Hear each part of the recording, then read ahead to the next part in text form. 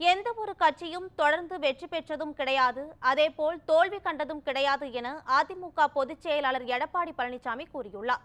திருவள்ளூர் மாவட்டம் வானகரத்தில் முன்னாள் முதலமைச்சர் ஜானகி ராமச்சந்திரனின் நூற்றாண்டு விழா நடைபெற்றது.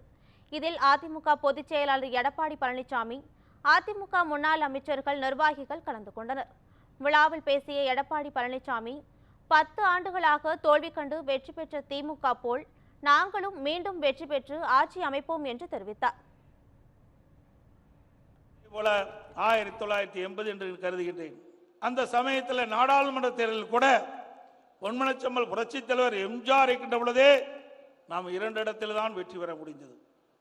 எதற்காக சொல்லினேன் சொன்னால், எந்த ஒரு கட்சியும் தொடர்ந்து வெற்றி பெற்ற வரலாறு கிடையாது, எந்த ஒரு கட்சியும் தொடர்ந்து தோல்வி பெற்ற வரலாறும் கிடையாது. வெற்றி தோல்வி என்பது மாறி மாறி வந்து கொண்டே இருக்கும்.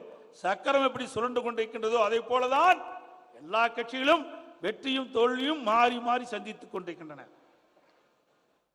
இன்று தினம் பல பேர் பேசுகிறார்கள், அனைத்து இந்திய அண்ணா திராவிட முன்னேற்ற கழகம் தொடர் தோல்வி என்று. ஏன் திமுக 10 ஆண்டு காலம் தொடர் தோல்வியை சந்திக்கவில்லையா? சந்தித்ததா இல்லையா?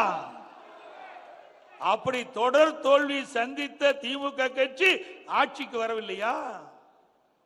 1991 2 இடங்கள் தான் திமுக வெற்றி பெற்றது. 96 அவர் ஆட்சிக்கு வரவில்லையா?